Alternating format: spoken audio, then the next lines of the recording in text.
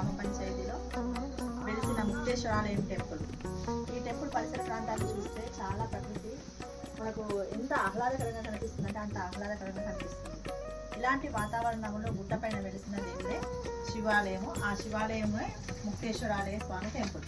ఇలాంటి ముక్తేశ్వరాలయం టెంపుల్కి వచ్చిన ప్రతి భక్తులందరూ కూడా వచ్చే ముందు పరిసర ప్రాంతాలను పరిశుభ్రంగా ఉంచాలి. అప్పుడే మన మనసు అనేది ప్రశాంతంగా ఉంటుంది. ఆ సందర్భంలోనే మనం ఇచ్చే ప్రతి ప్రసాదం కూడా దేవునికి చెందుతుంది.